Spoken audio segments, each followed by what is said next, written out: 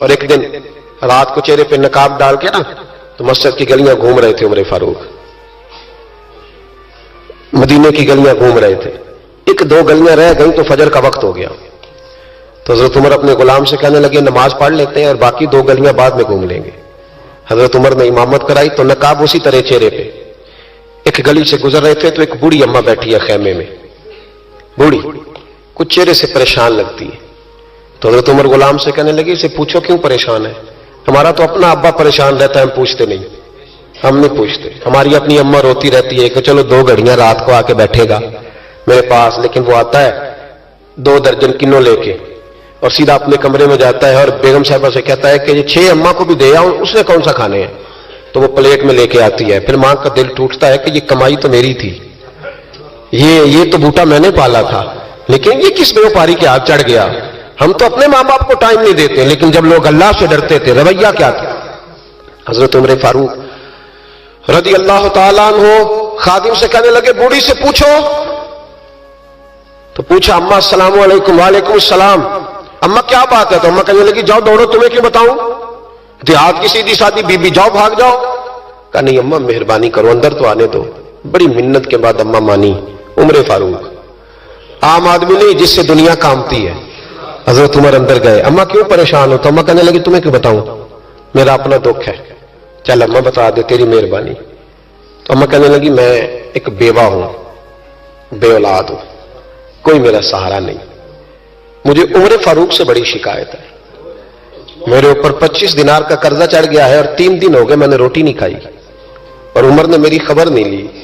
حضرت عمر کو پتہ چل گیا اللہ وارث ہے، اس کا کوئی 2 4 10 ہزار ووٹ کوئی نہیں، ایک میکے سے 6 مربے نہیں لے کے آئی، ایک اکیلی تنے تنہا۔ اور بھائی جب اللہ کا خوف ہوتا ہے تو پھر انسان ان غریبوں کو بھی مناتا ہے، پھر ریڑھی والے کی بھی اہمیت بڑھ جاتی ہے، پھر رکشے والے کی قدر بھی بڑھ جاتی ہے۔ حضرت عمر فاروق رضی اللہ تعالیٰ عنہ کہنے لگے اماں عمر سے شکوہ ہے؟ کہاں؟ جناب عمر کہتے ہیں میں نے ایک جملہ کہا تو اماں نے تو مجھے لاجواب کر دیا۔ میں نے کہا اماں عمر کو کیا پتا کہ تو بھوکی اور مقروض ہے، اسے کیا خبر؟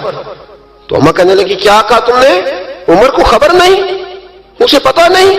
تو عمر سے کہو نا چھوڑ دے حکومت، اس کے حوالے کرے جو خبر رکھ سکتا ہے، کیوں بیٹھا ہے پھر؟ ہمارے حکمران کہتے ہیں ابھی میں صدمے میں ہوں، نکلوں گا تو بات کروں گا، نہ ادھر ادھر کی تو بات کر، یہ بتا کہ قافلہ کیوں لٹا، مجھے رہزنوں سے غرض نہیں تیری رہبری کا سوال ہے، ہاں تجھے جواب دینا پڑے گا۔ حضرت سیدنا عمر فاروق رضی اللہ تعالیٰ عنہ سے اماں کہنے لگی نہیں خبر رکھ سکتا تو حکومت کیوں کرتا ہے، چھوڑتا کیوں نہیں؟ تو حضرت عمر کہتے ہیں میں کانپنے لگا، دوڑے گئے جناب عمر۔ میں نے کہا اس اماں کا 6000 ووٹ نہیں کہ اس کی قدر کی جائے، یہ اماں کوئی بہت آکسفورڈ یونیورسٹی کی ڈگری ہولڈر نہیں کہ اس کی بات مانی جائے، کہ لاوارث اور بیوہ بی بی۔ عمر دوڑے گئے، گھر سے اناج کا تھیلا کندھے پہ رکھا، 25 دینار بھی لیے، پکا پکایا کھانا بھی لیا۔ خادم کہنے لگا حضور مجھے دے دے میں اٹھا لیتا ہوں۔ تو حضرت عمر فرمانے لگے چل وعدہ کر قیامت کے دن بھی میرا بوجھ اٹھائے گا؟ کہنے لگا جی نہیں وہاں نہیں اٹھا سکتا۔ فرمایا پھر آج بھی نہ اٹھا، مجھے ہی اٹھانے دے، یہ میرا بوجھ ہے تو مجھے ہی۔ اماں کے سامنے 25 دینار بھی رکھے، پھر اماں کو حضرت فاروق اعظم نے 2 مہینے کا راشن بھی دیا، پھر پکا پکایا کھانا بھی دیا۔ معمولی آدمی کی بات نہیں کر رہا، 24 لاکھ مربع میل کا حکمران۔ حضرت عمر مدینے میں بیٹھ کے کبھی للکار دیں تو کیسر و کسرا کی ٹانگیں کانپے۔ جناب عمر فاروق رضی اللہ کھانا کھلا کے اماں چارپائی پہ تھی تو عمر نیچے بیٹھ گئے، کہنے لگے اماں چل عمر کو معاف کر دے، چل چل جانے دے، کوئی عرض نہیں، بیچارے کو پتہ نہیں چلا۔ تو اماں کہنے لگی تو نے پھر عمر کا ذکر چھیڑ دیا۔ بیٹے میرے گھاؤ بڑے گہرے ہیں، میرے زخم بڑے سخت ہیں، کلیجہ پھٹے تو تجھے دکھاؤں کتنی تکلیف میں ہوں، میں تو پکا ہوا پھل ہوں، کسی وقت بھی دنیا سے چلی جاؤں گی، میں نے عمر کو معاف نہیں کرنا۔ جب میں قبر میں جاؤں گی نا، نبی کریم علیہ السلام آئیں گے تو میں عمر کی شکایت کروں گی، میں کہوں گی حضور اس سے پوچھئے یا رسول اللہ بیوہ اور بوڑھی کا خیال ہی نہیں کیا؟ تو آپ کے غلام کہتے ہیں میں نے عمر کو کبھی اتنا روتے نہیں دیکھا جتنا آج روئے۔